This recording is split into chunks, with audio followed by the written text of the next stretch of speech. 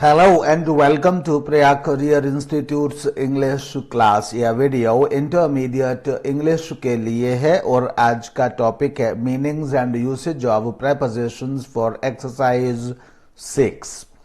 तो आइए आज के इस वीडियो को प्रेपोजिशन ऑन से हम स्टार्ट करते हैं। आज का सबसे पहला प्रेपोजिशन है ऑन। ऑन के विषय में हम पढ़ते हैं और स्टार्ट करते हैं। ऑन नंबर 1 स्टैटिक पोजीशन यानी कि स्थिर अवस्था दिखाने के लिए, और इसका अर्थ होता है इन कांटेक्ट विद सरफेस, यानी कि किसी तल के संपर्क में कोई चीज होती है स्थिर अवस्था में, उसके लिए हम ऑन का प्रयोग करते हैं। और टचिंग समथिंग मतलब टचिंग समथिंग या टचिंग द सरफेस, कोई चीज किसी तल को छू रही होती है और स्थिर अवस्था में होती है, उसके लिए हम ऑन का प्रयोग करते हैं। There is a cap on his head, यानी कि जो कैप है वह हेड के सरफेस को छू रही है और उस पर स्थिर है। There are cups on the table, यानी कि जो कप्स हैं वो टेबल के सरफेस को छू रहे हैं और स्थिर हैं। तो ऐसी अवस्था दिखाने के लिए हम ऑन का प्रयोग करते हैं। स्थिरता और कोई चीज किसी दूसरे चीज का तल छू रही है, तो ऐसी अवस्था को दिखाने के लिए हम ऑन का प्रयोग करते हैं। Second close to a place, कोई चीज किसी चीज के नजदीक है, उसके लिए भी हम ऑन का प्रयोग करते हैं। There is a market here on the main road, यानी मेन रोड के नजदीक, means close to a place, close to the main road. अगर हम कहते हैं there is a market here on the main road, यहाँ ऑन द मेन रोड का सीधा सा अर्थ है close to the main road, यानी मेन रोड के नजदीक यहाँ मार्केट है। There are trees on either side of this road of this canal, तो means there are trees close to either side of this canal, यानी कि इस canal के दोनों तरफ नजदीक पेड़ हैं। तो क्लोज टू अ प्लेस यानी किसी स्थान के कोई नजदीक जुड़ा हुआ स्थान है, उसके लिए भी हम ऑन का प्रयोग करते हैं। और हिंदी में तो यहां भी ऑन का मतलब पर होता है, यहां भी ऑन का मतलब पर होता है, या ऐसे कह सकते हैं नहर के दोनों किनारे, और नहर के किनारे या नहर के पास ऐसे भी हम कह सकते हैं, या नहर पर दोनों साइड ऐसे भी कह सकते हैं हिंदी में। Third point is means to travel public vehicle in transit, अगर कोई पब्लिक व्हीकल है और in transit means in movement, अगर कोई पब्लिक व्हीकल है और मूवमेंट में है तो उसके लिए हम ऑन का प्रयोग करते हैं। ये पिछले वीडियो में भी परहैप्स मैंने बताया है। They are on the train to Puri, तो they are on the train मतलब train is in transit, they are on the train to Puri. तो यहां पर जो ऑन मतलब है वो इन ही है, लेकिन चूंकि ये क्या है व्हीकल इन ट्रांसिट मतलब vehicle in train in transit, यानी कि ट्रेन क्या है, ट्रेन गति में है, यात्रा में है, चल रही है ट्रेन, मतलब बेशक कहीं रुकी हुई हो कहते समय, लेकिन वो हमारी समझ में नहीं है। जब मैं आपसे कह रहा हूं उस समय हो सकता है कहीं सिग्नल पर खड़ी हो, लेकिन हमारी स्थिति में तो वह चल ही रही है। तो ऐसी अवस्था जब कोई ट्रेन मूवमेंट में है तो हम उसके लिए कहते हैं on the train, on the plane, on the bus. तब हम ऐसे कोई चीज गति में है तब हम कहते हैं। He is on the plane to Delhi, तो यहां भी यही स्थिति है, he is on the plane to Delhi मतलब plane is in transit means plane is in air. Note in और on, in indicates static position, जहां इन जो है वो इंडिकेट्स स्टैटिक पोजीशन मतलब स्थिर अवस्था को, जहां भी इन लगा होता है तो वह इन स्थिर अवस्था को दिखाता है कि वह चीज स्थिर अवस्था में है। On indicates movement in transit, तो इन ट्रांसिट का भी मतलब क्या है, मूवमेंट। तो ऑन जो इंडिकेट करता है वो मूवमेंट को इंडिकेट करता है। She is sitting in the bus और प्लेन, तो यानी कि बस और प्लेन क्या है, मूवमेंट में नहीं है, means both of them are standing at there, bus is standing somewhere at bus stand और प्लेन एट एयरपोर्ट, ऐसे कह सकते हैं। She is on the plane to Mumbai, it means plane is in transit, यानी कि प्लेन अपनी speed में है, उड़ रहा है। तो इस तरह से इन और ऑन का प्रयोग किया जाता है। पोजेशन, और पोजेशन मतलब हैविंग के लिए भी हम ऑन का प्रयोग करते हैं। हम कहते हैं यहां पर देखिए I have no money on me at the moment. तो I have no money means मेरे पास पैसा नहीं है, on me means having me at the moment, मतलब वैसे तो मेरे पास का अर्थ तो यही हो जाता है, लेकिन having me at the moment यहाँ भी इसका भी मतलब मेरे पास ही होता है, या मेरे साथ कोई पैसा, मेरे पास इस समय मेरे पास या मेरे साथ कोई भी पैसा नहीं है, तो उसके लिए यहाँ ऑन मी का प्रयोग किया जाता है। मीन्स के लिए भी, मीन्स मतलब साधन के लिए भी, with the help of an instrument, इसके लिए भी हम ऑन का प्रयोग करते हैं। She is playing rap music on the guitar. तो ऑन द गिटार वैसे हिंदी में तो यहां भी कहेंगे गिटार पर या गिटार से, गिटार पर या गिटार से हुआ रैप म्यूजिक बजा रहा है, बजाने के लिए प्ले वर्ड का यूज करते हैं। लेकिन यहाँ अगर इंग्लिश में मीनिंग देखेंगे तो किस मीनिंग में है, with the help of an instrument means she is playing rap music with the help of the guitar. She is playing rap music with the help of the guitar. तो इसलिए हम यहाँ with the help of the guitar के लिए, with the help of के लिए हम यहाँ ऑन यूज करते हैं। I spoke to her on the telephone. तो I spoke to her with the help of the telephone. तो मैंने उससे बात की कैसे, with the help of the telephone. तो with the help of the telephone के लिए हम कहते हैं ऑन द टेलीफोन। और वैसे हिंदी में तो हम कहते हैं कि मैंने उससे टेलीफोन पर बात की, यानी कि टेलीफोन की मदद से बात की। यहाँ जो टेलीफोन पर का अर्थ होता है वो कहीं ना कहीं मदद होता है, तो मैंने टेलीफोन की मदद से उससे बात की, यह अर्थ इसका होता है।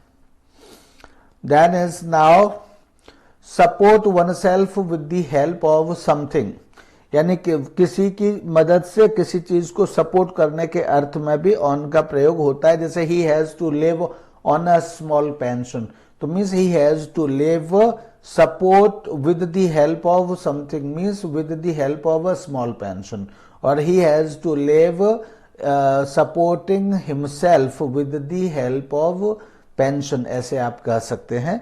तो मीन्स यहाँ on का मतलब he has to live on a small pension, यानी उसको छोटी सी पेंशन पर रहना पड़ता है, यानी गुजारा करना पड़ता है।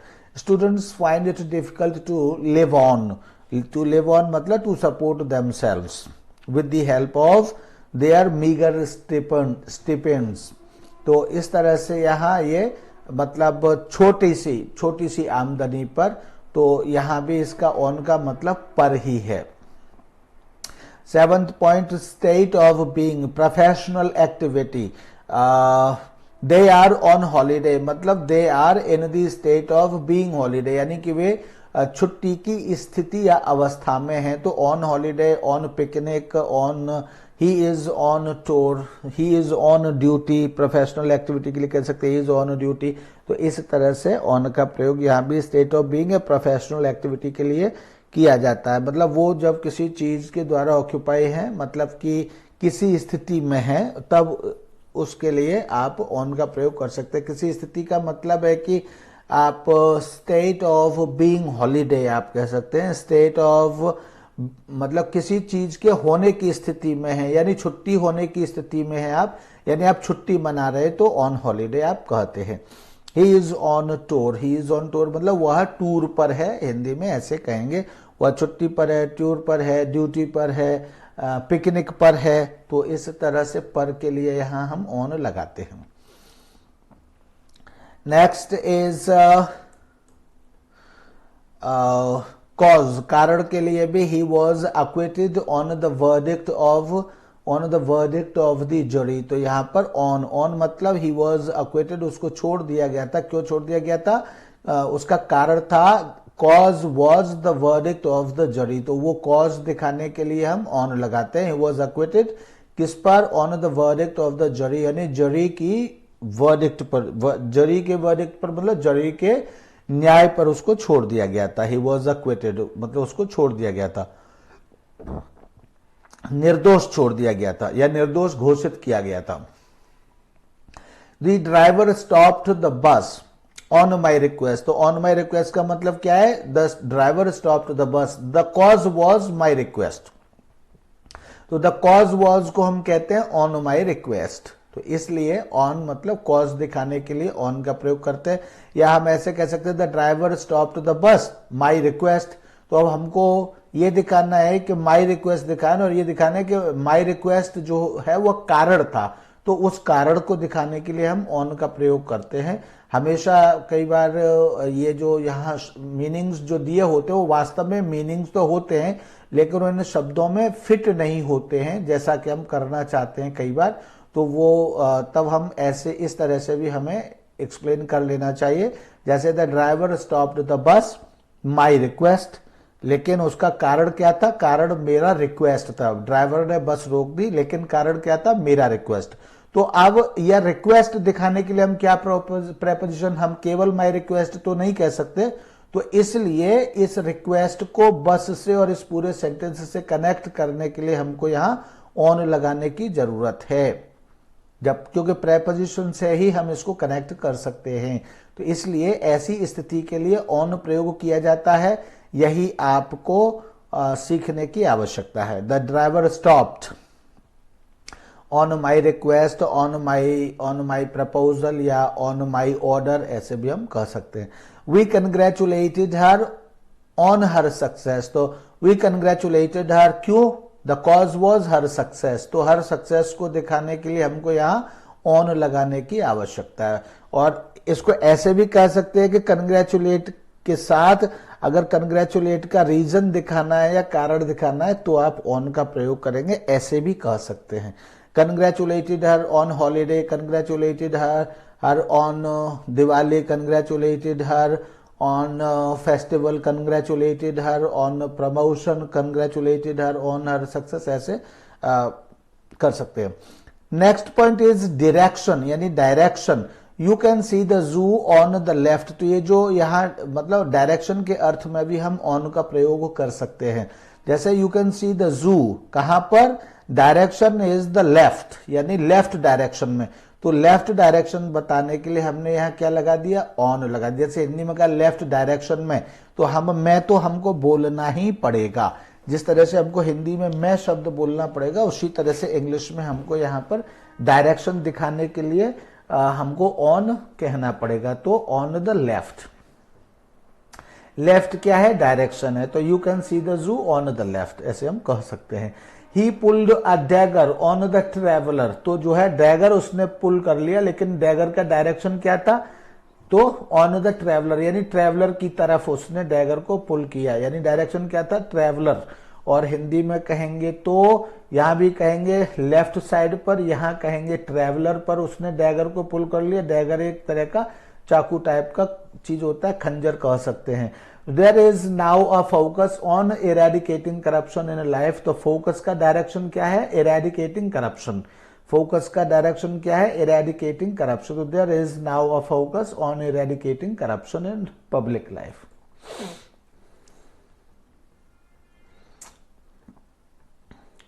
मेंबरशिप ऑफ एन इंस्टीट्यूशन और ऑर्गेनाइजेशन के अर्थ में, मतलब इसके मीनिंग में भी हम या ऐसा दिखाने के लिए भी हम ऑन का प्रयोग कर सकते हैं, पार्ट ऑफ समथिंग दिखाने के लिए। जैसे for example he is on the staff of our college, means he is a member of the staff of our college. तो he is on the staff of our college हम कह सकते हैं। She is on the finance committee, means she is part of the finance committee, और she is a member of the finance committee, या she has a membership of the finance committee हम कह सकते हैं।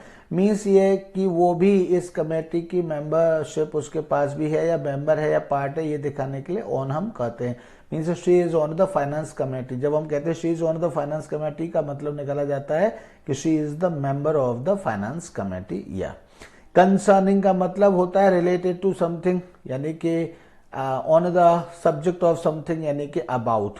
तो अबाउट के अर्थ में भी हम ऑन का प्रयोग कर सकते हैं। जैसे wanted to everything you wanted to know on dinosaurs. तो यहाँ ऑन डायनासोर्स का मतलब क्या है? About dinosaurs. अबाउट डायनासोर्स का मतलब on the subject of the dinosaurs, यानी के बारे में।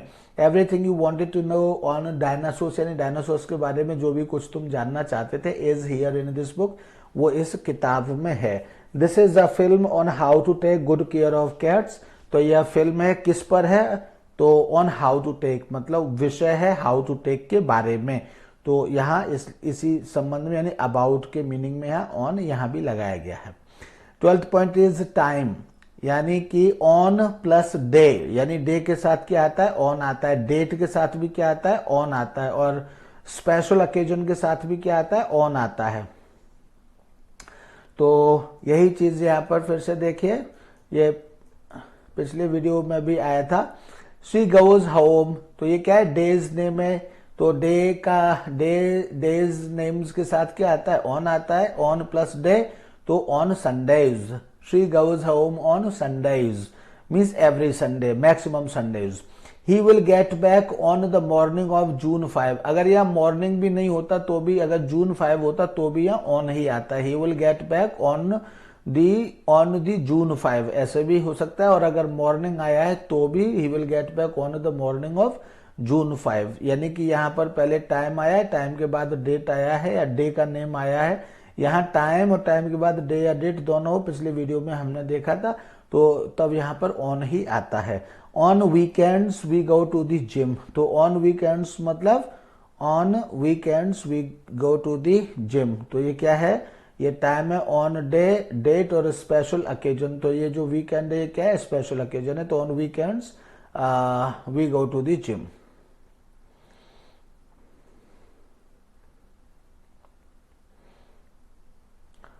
इसके बाद है ओवर, इसके बाद है ओवर, तो ओवर का हम यूज कहां करते हैं, ओवर का यूज हम करते हैं पोजीशन, कौन सी पोजीशन में, हायर देन, हायर देन मतलब किसी चीज से कोई ऊंची पोजीशन है उसके लिए, और कैसे ऊंची है, not in contact with the surface, यानी जिस सरफेस पर हम खड़े हैं, जैसे हम पृथ्वी पर खड़े हैं तो पृथ्वी के कॉन्टेक्ट में नहीं है, हमसे ऊंची तो है लेकिन वह पृथ्वी के कॉन्टेक्ट में नहीं है, यानी कि पृथ्वी से टच नहीं हो रही है, ऐसी चीज के लिए हम ओवर लगाते हैं। जैसे चलिए, when it started drizzling someone held an umbrella over our heads, तो किसी व्यक्ति ने अम्ब्रेला हमारे सिर पर लगा दिया, तो कहा ओवर आवर हेड्स, तो यह अम्ब्रेला क्या है, वो अम्ब्रेला सरफेस से टच नहीं है, किसी ने बीच में पकड़ रखा है, तो जिस तरह से अम्ब्रेला सरफेस से टच नहीं है और हमारे सिर के ऊपर है या हमारे सिर से टच नहीं है, तो इसको हम कहते हैं, ऐसी स्थिति को हम ओवर कहते हैं। हम कहते हैं sky is over our head, ऐसे कहते हैं। Many in our country have no roof over their heads, तो यहाँ पर रूफ जो है वो सरफेस से टच नहीं, तो रूफ ओवर देयर हेड्स, यानी हेड और रूफ आपस में टच नहीं कर रहे, ऐसे भी कह सकते हैं आप, हेड और रूफ आपस में टच नहीं कर रहे हैं और वो उसके ऊपर है, तो इस स्थिति को आप कहते हैं over their heads. Over and above are interchangeable in this sense, ये जो ओवर की स्थिति होती है जो रूफ वाले सेंस में, इसमें कुछ ऐसी होती है कि यहाँ अगर आप अबव चाहें तो अबव को भी लिख सकते हैं, यानी अबव भी यहाँ पर फिट हो सकता है। एंड तो इसके मीन्स इंटरचेंजेबल है। Next point is position, position, तो पोजीशन में क्या है, इन कॉन्टेक्ट विद, पोजीशन मतलब कोई चीज किसी चीज के कॉन्टेक्ट में है, एंड कवरिंग समवन और समथिंग, और किसी चीज को कवर कर रही है, मतलब एक तो यह है कि ये सब ऊपर है किसी चीज के और कवर नहीं, मीन्स कवर तो कर रही है, कवर के विषय में नहीं लिखा है लेकिन कवर तो कर रही है लेकिन टच नहीं है। यहां पर क्या है कि यहां कॉन्टेक्ट में तो है लेकिन वह कवर कर रही है पूरी चीज को, इस स्थिति के लिए भी हम ओवर का प्रयोग करते हैं। जैसे देखिए, there is carpet over the floor, तो यहां पर देखेंगे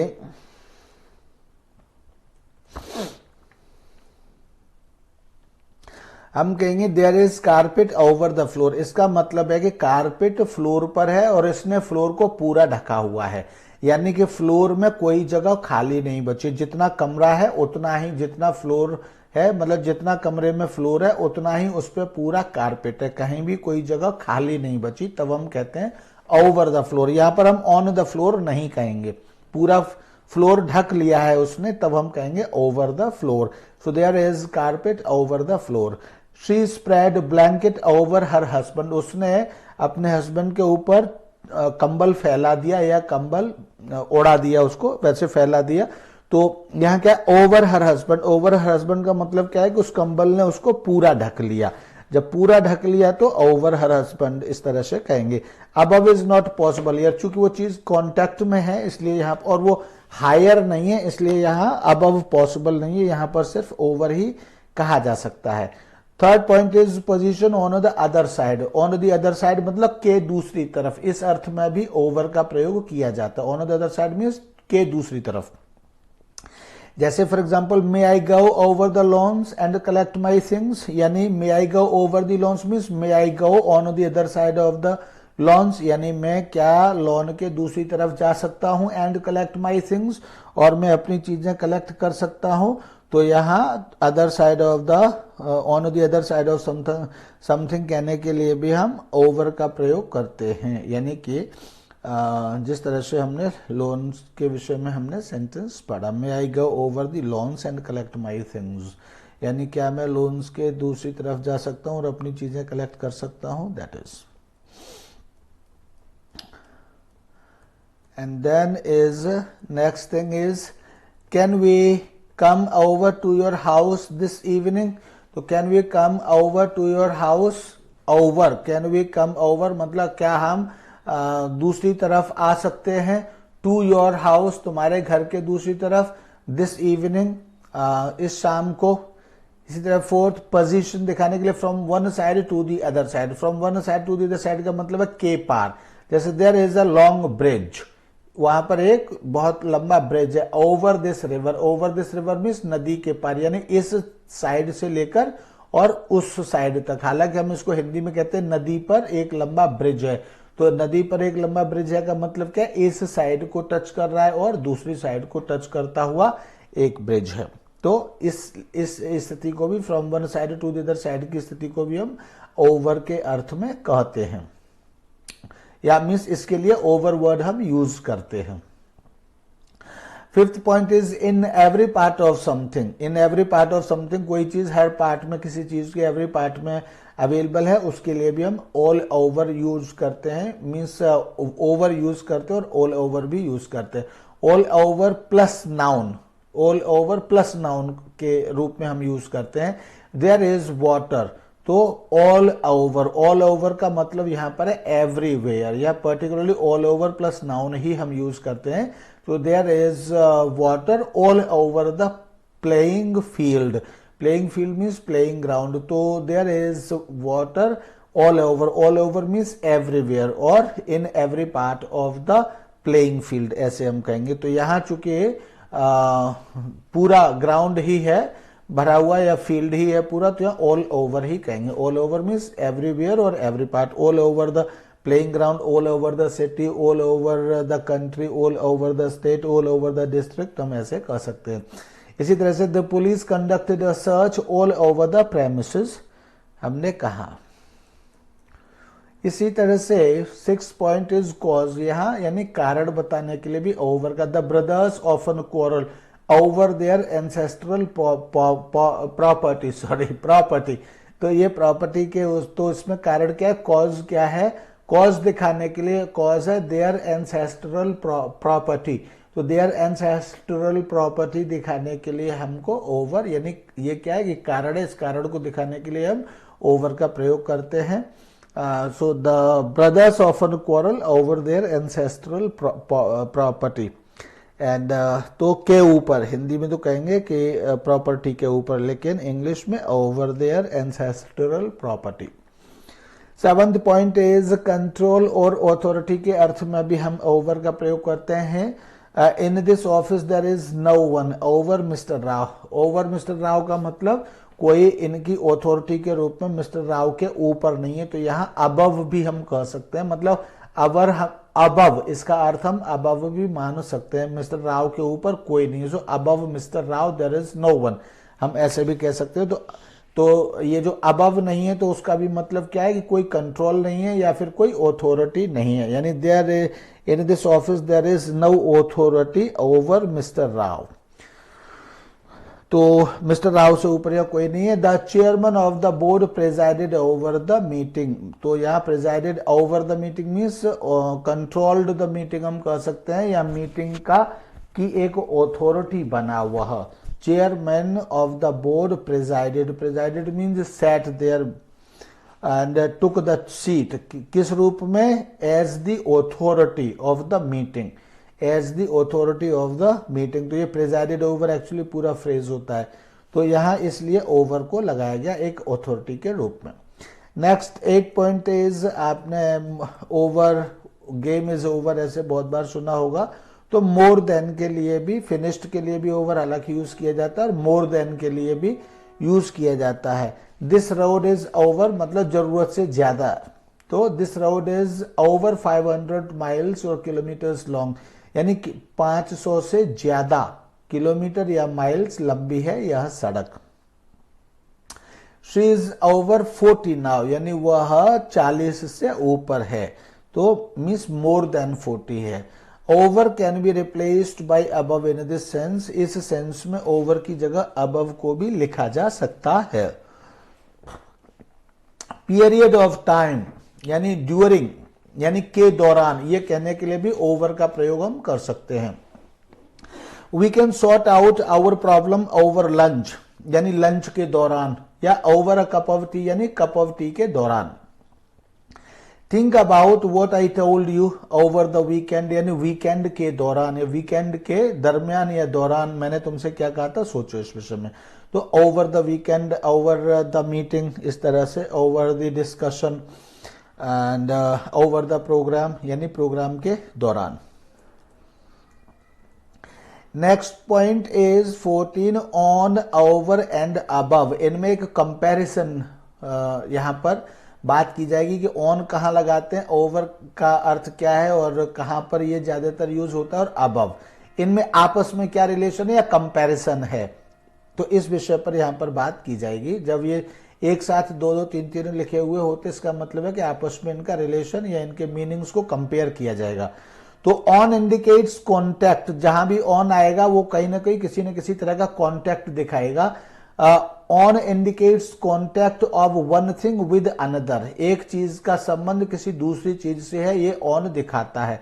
इसका मतलब ही होता है इन कॉन्टैक्ट विद, ऑन का दूसरा अर्थ है इन कॉन्टैक्ट विद, या ऐसे भी कह सकते हैं टचिंग अ थिंग, यानी किसी चीज को छू रही है चीज, तो इस चीज को छूता हुआ, टचिंग अ थिंग मतलब चीज को छूता हुआ, तो ये भी इसका एक मीनिंग होता है ऑन का। जैसे she placed her hand on his hand, तो on his head, not hand, sorry, she placed her hand on his head, on his head मतलब she placed her hand touching his head, तो touching on means touching his head, यानी उसका सिर touch करते हुए उसने अपना हाथ रखा, यानी उसने अपना हाथ उसके सिर पर रखा। तो इस तरह से पर रखा का मतलब है कि उसके सिर को टच कर रहा था उसका हाथ। The cups are on the table, इसका मतलब है कप्स टेबल को टच कर रहे हैं, ऑन द टेबल, टेबल पर है लेकिन टेबल को टच कर रहे हैं, ये मीनिंग है ऑन का।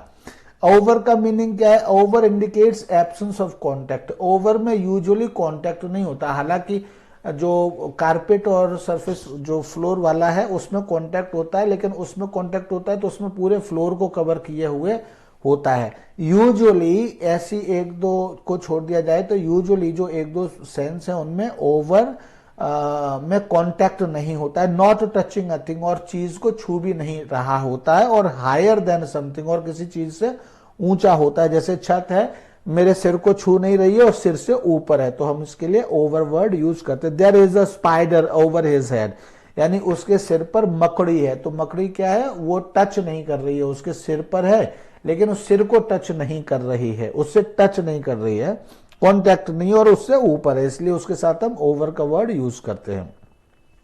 अ lamp is hanging over the door, and over and above can often be interchanged in this sense, और ये जिस सेंस में हमने यहाँ ओवर एंड अबव की ओवर की बात की है, इसमें ओवर और अबव को एक दूसरे की जगह चेंज भी किया जा सकता है, यानी ओवर की जगह अबव और अबव की जगह ओवर भी ऐसी स्थिति में आ सकता है। अ प्लेन इज होवरिंग ओवर और अबव द फील्ड, ऐसे भी कहा जा सकता है कि कोई जहाज मंडरा रहा है फील्ड के ऊपर या फील्ड के ऊपर मंडरा रहा है, ऐसे भी कहा जा सकता है। Third point is above like over can mean more than, जैसे अबव होता है ओवर, जैसे ओवर का मीनिंग होता है वैसे अबव का मीनिंग भी क्या होता है, more than, in price, age और वेट, यानी प्राइस में कोई चीज किसी से ज्यादा है तो मोर देन के अर्थ में अबव हम कह सकते हैं, एज किसी की किसी से ज्यादा है तो उसके अर्थ में भी हम अबव कह सकते हैं, और वेट के अर्थ में भी हम अबव यूज कर सकते हैं मोर देन कहने के लिए। जैसे she is above 20 means she is more than 20, तो ये क्या है, एज है। इस एज को हम कहने के लिए शी इज मोर देन 20 को कहने के लिए हम शी इज अबव 20 कह सकते हैं हम। इसी तरह से this suitcase weighs above 70 kilos, यानी this suitcase weighs more than 70 kilos, तो मोर देन 70 किलोज को कहने के लिए हम अबव 70 किलोज हम कह सकते हैं। 15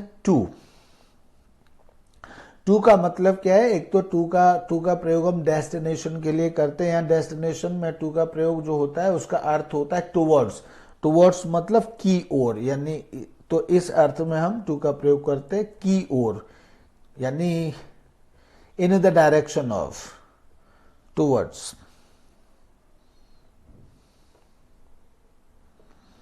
जैसे for example they are going to school college means they are going towards school और कॉलेज, यानी की ओर, यानी की दिशा में। तो they are going to school, वे स्कूल जा रहे हैं यानी स्कूल की दिशा में जा रहे हैं। She is going to the market और टू द हॉस्पिटल, यानी वे मार्केट जा रहे हैं या मार्केट की दिशा में जा रहे हैं या मार्केट को जा रहे हैं, ऐसे भी कह सकते हैं।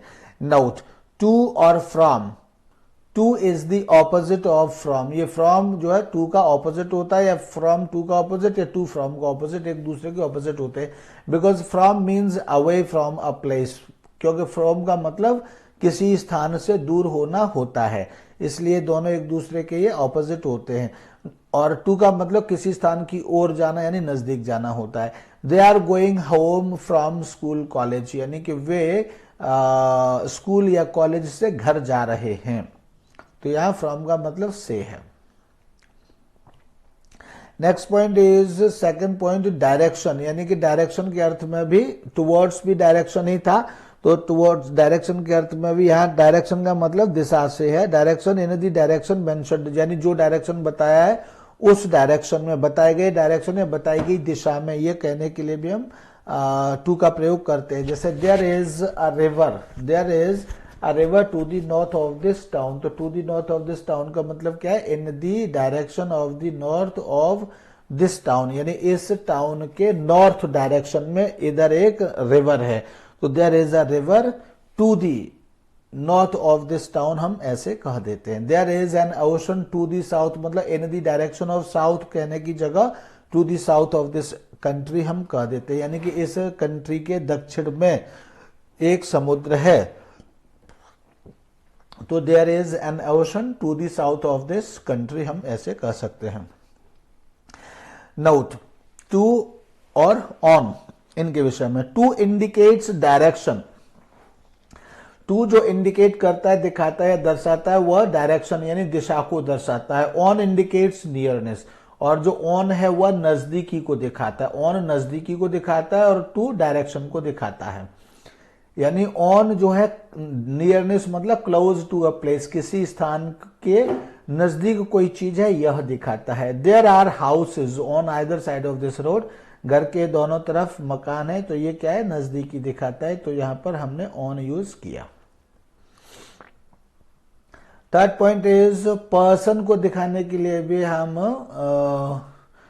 टू का प्रयोग करते हैं। I gave a ring to Mary, तो यानी ये जो, इसको ऐसे भी कह सकते हैं कि इनडायरेक्ट ऑब्जेक्ट को दिखाने के लिए हम टू का प्रयोग करते हैं। जैसे आई गेव अ रिंग, तो गेव का बेनिफिशियरी कौन है, मैरी, तो उसको ये हो गया इनडायरेक्ट ऑब्जेक्ट, तो इनडायरेक्ट ऑब्जेक्ट को दिखाने के लिए भी हम टू का प्रयोग करते हैं। I gave a ring to Mary on her birthday. They offered a job, तो किसको, टू जॉन, तो ये किसको ऑफर किया यह दिखाने के लिए तो भी हम टू का प्रयोग करते हैं। या यूं कहिए दे ऑफर्ड अ जॉब, तो जॉब तो किसी ने किसी को ऑफर किया, जिसको ऑफर किया वो पर्सन होगा, तो उस पर्सन को यहां दिखाने के लिए, वो पर्सन कौन है, जॉन, तो जॉन को जॉब से कैसे कनेक्ट करें, तो वो टू के माध्यम से ही कनेक्ट कर सकते हैं, ऐसे भी कर सकते हैं। तो दे ऑफर्ड अ जॉब किसको, टू जॉन। अगर हम ऑफर किया है और ऑफर किए जाने वाले का नाम लिखेंगे जिसको ऑफर किया गया है, तो उसके साथ हमको टू लगाना ही पड़ेगा, ऐसे भी समझ सकते हैं। या ऑफर है, ऑफर के साथ जब भी हम इनडायरेक्ट ऑब्जेक्ट लगाएंगे तो उसके साथ टू लगाएंगे, ऐसे भी कह सकते हैं। तो they offered a job to John. Fourth point is place दिखाने के लिए कैसे, from one place to another, इसके अर्थ में भी हम टू का प्रयोग करते हैं।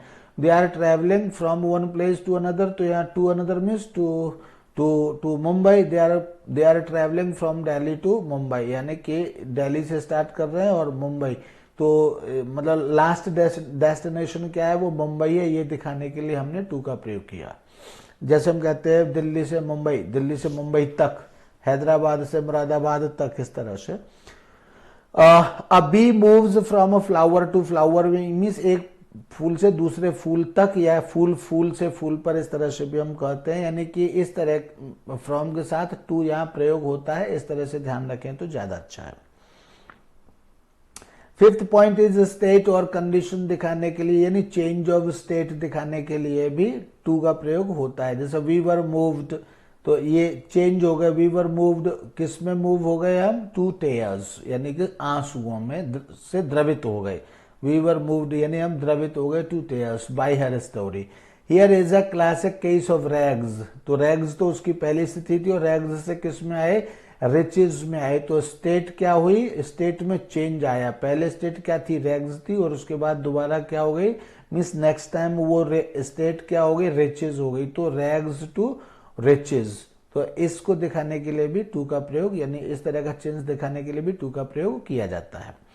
कंपैरिजन मतलब तुलना दिखाने के लिए भी टू का प्रयोग किया जाता है। He prefers football to cricket, तो यहाँ टू का मतलब क्या है, in comparison of cricket. To cricket मतलब इन कंपैरिजन ऑफ क्रिकेट, यानी क्रिकेट की तुलना में उसको फुटबॉल ज्यादा पसंद है। He is senior to me, he is senior to me means he is senior in comparison of me, यानी मेरी तुलना में वह सीनियर है। तो इस विषय पर देखिए कि प्रेफर के साथ टू आता है, कंपेयर करते हैं तो, और ऐसा कोई एडजेक्टिव है जिसके लास्ट में या और आता है तो उनके साथ यूजुअली टू ही आता है, ऐसा एडजेक्टिव्स के उसमें पढ़ेंगे आप। तो इसलिए senior to me. She prefers swimming to running, यानी यहाँ प्रेफर है तो प्रेफर के साथ फिर से यहाँ टू ही आता है, यानी रनिंग की तुलना में आप स्विमिंग को प्रेफर करती है वह, तो ये तुलना करने के लिए टू का प्रयोग किया जाता है। Our team won the match by 3 goals, 3 goals से हमारी टीम ने मैच को जीत लिया। किसके कंपैरिजन में, in the comparison of two, comparison मतलब in the comparison of two, यानी टू की तुलना में 3 से जीत लिया मैच हमारी टीम ने। रेट दिखाने के लिए भी टू का प्रयोग किया जाता है। My car does 40 kilometres to the litre, to the litre मतलब इन 1 लीटर, तो उसको टू दी लीटर, इस तरह से रेट दिखा दिया। तो रेट दिखाने के लिए भी टू का प्रयोग किया जाता है। अबाउट मतलब, अबाउट के अर्थ में, अबाउट का मतलब है क्या है, approximate range. Approximate range means near something, more or less than something. जैसे he must be 4 to 5 years old means either 4 years or 5 years or between 4 and 5 years, तो इस तरह से ही must be 4 to 5 years old। तो इस range को भी दिखाने के लिए अबाउट के लिए 4 और 5 ये रेंज दिखा दी, तो इन दोनों को जोड़ा किससे, 2 से जोड़ दिया, इस तरह से। He must be 4 to 5 years old। This work will take 2 to 3 years, तो ये एक रेंज बता दी, 2 और 3, यानी बिगिनिंग लोअर 2 है एंड हाईएस्ट 3 है, दोनों को 2 से जोड़ दिया। 9th point is concerning. Concerning का मतलब भी या तो रिलेटेड टू समथिंग या रिलेटिंग समथिंग या अबाउट समथिंग होता है। You have a right to appeal, तो मतलब अपील से संबंधित आपके पास राइट होता है, अधिकार होता है। Against this judgement, voters should have a right to recall, यानी वोटर्स के पास भी एक राइट होना चाहिए, अधिकार होना चाहिए। किस से संबंधित है, रिकॉल से संबंधित, तो यहाँ टू का मतलब से संबंधित होता है।